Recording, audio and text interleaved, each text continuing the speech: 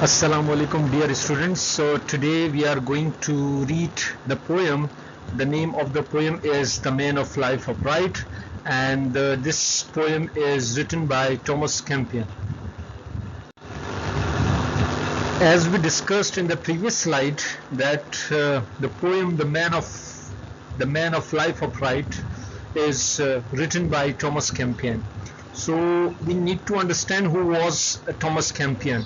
Basically, Thomas Campion was an English poet. He was a composer, he was a physician, and he was born at London 1567 and died at London 1620. And he also belonged to Elizabethan era. It means the reign period of Queen Elizabeth I between 1558 to 1603 year.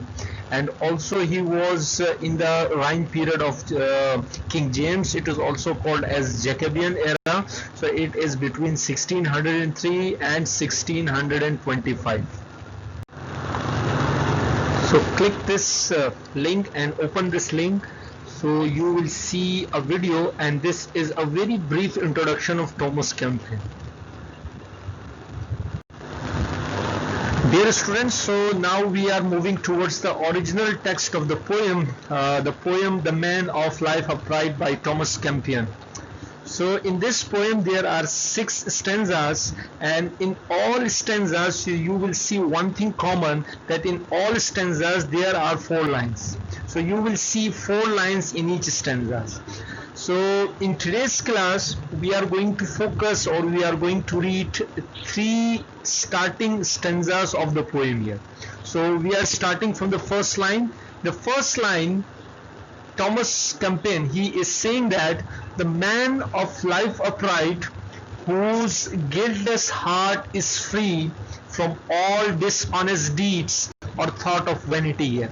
So in the first line you need to understand that what is the meaning of, you can say, the life of upright. When I say upright person, so what is the meaning of this? So in short you can say there are different meanings. If you search this word upright in a dictionary, so you will find decent word, honest word, good word, virtuous word. So there are different words for this, you can say, for this word upright here. So here in short I can say that upright means a person who is an ideal person. So in this poem we are going to read what are the set qualities, or what are the characteristic features of an ideal person. So in the first line he is saying the man of life upright. He is saying who is an ideal person. So now he is describing about who is an ideal person. In the second line he is saying whose guiltless heart is free. First quality is his heart is guiltless. It means his heart is innocent, and his heart is also free. His heart is also, you can say, pure. From what? So now he is giving the answer, from all dishonest deeds here. So dishonest means negative things or evil things basically here. Deeds means action here. So his heart is free from, or pure from, negative thinking. His heart is free from evilness. His heart is free from all type of negativity here. Secondly, or thought of vanity, and he is not basically a very proudy person. He is not a very arrogant person. He is not a very egoistic person here. So this is basically you can say a discussion of the first stanza. So now we are moving towards the next stanza.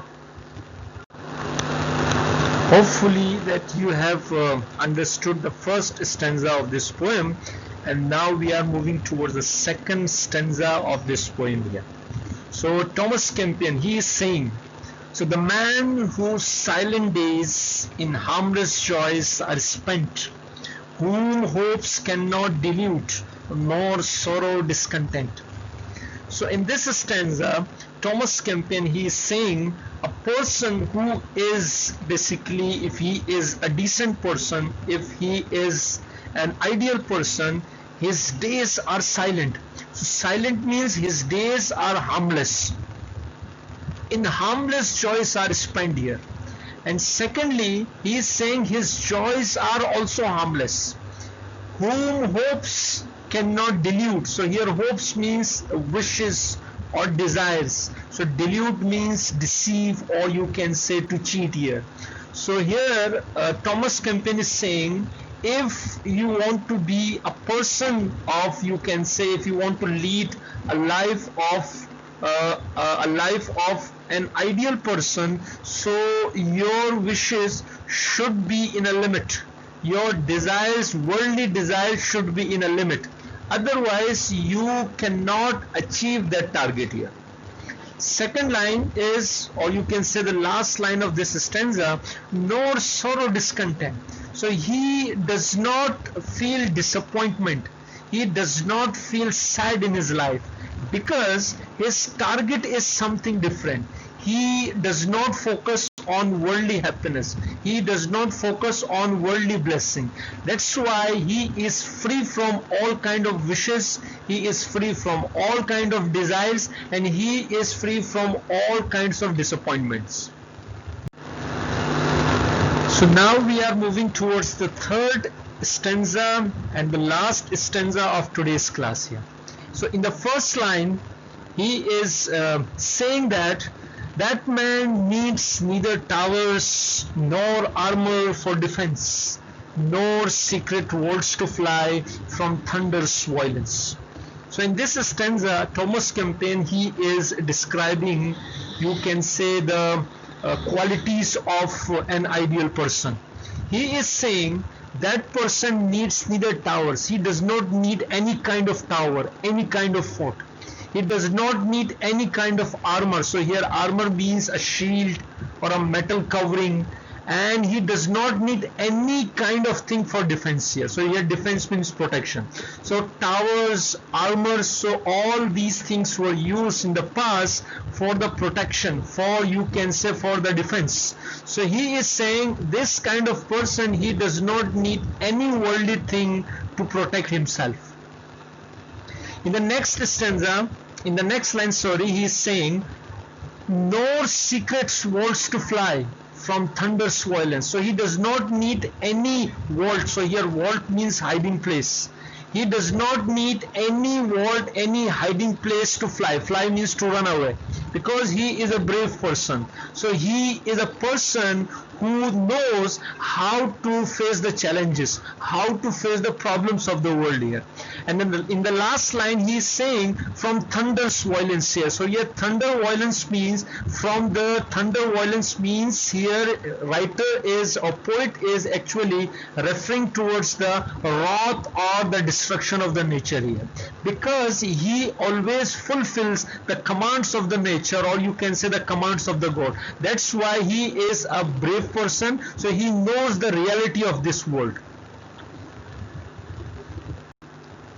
Thank you very much, dear students. So this is the end of today's class. So inshallah, so we are going to continue this class, this poem, in the next class. So now we are moving towards the next slide, and this is the slide of homework. Dear students, so this is your homework, and these are the two questions related to today's class. In the first question, what do you know about Thomas Campion? So in this question, so you will write in your own words that what do you know about the poet Thomas Campion. Second question is, what are the qualities of an upright person discussed in the starting three stanzas? Please explain. So you have to explain in your own words the qualities that we discussed in today's class. Thank you very much, dear students. Hopefully you understood or you learned something in today's class, and inshallah we will meet in the next class to complete this poem. So thank you very much for your patience.